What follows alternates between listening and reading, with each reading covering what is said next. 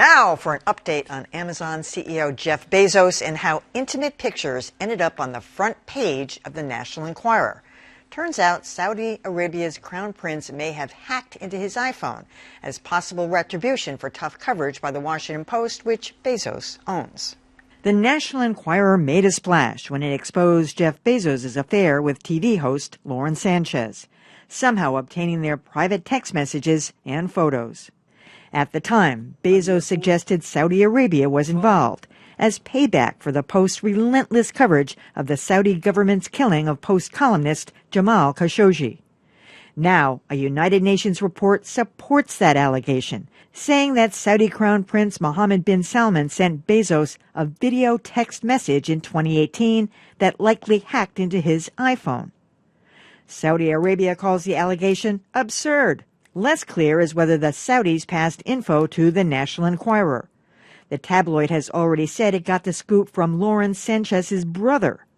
Maybe the Post can dig into that question.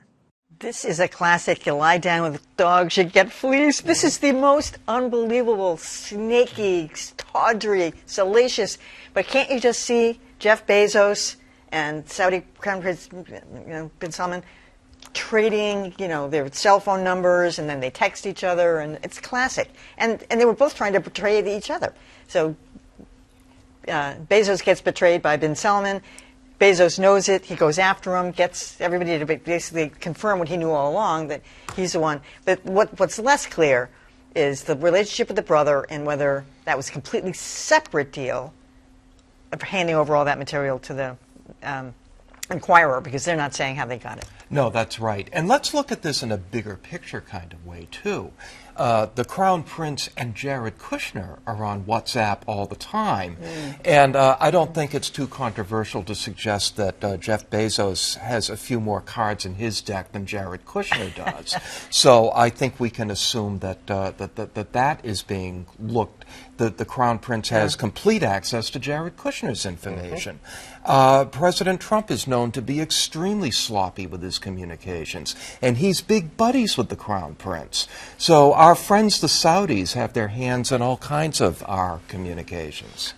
I said it before, and I'll repeat, is that Jeff Bezos is the OG, because we wouldn't know any of this if he hadn't come forward and said, bring it. Yeah. Well, I'm going to tell you where it came from, and I'm going to fight back against it.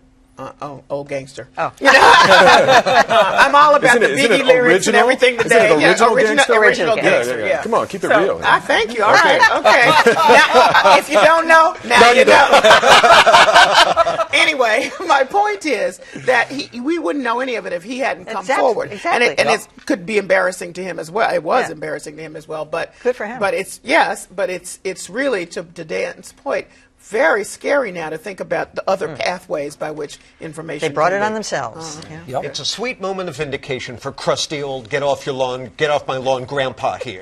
Who's been ranting here for years, Emily, about what a sewer the internet is, okay? And the corollary to that is that your phone is the portal to the sewer.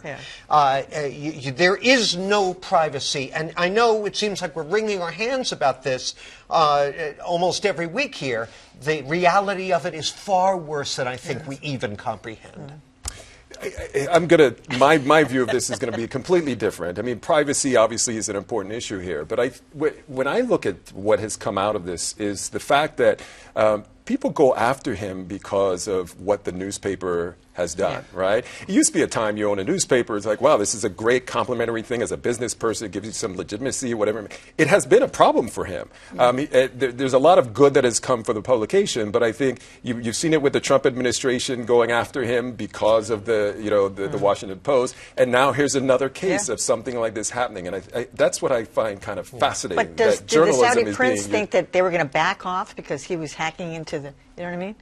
Well, if they did it, they clearly felt that there would be some, action by they don't understand how it works. They probably don't understand. But I find and they didn't know him. Clearly, right. But it just seems that now that's the area of attack. Get him for this, whatever we can do. Well, and his infidelity was part of the problem too. Well, kidding. There is a picture of him in the New York Times on a today. yacht with his girlfriend, shirt unbuttoned, Yes, $300 swimming trunks. $260. They are going to be Purple octopuses.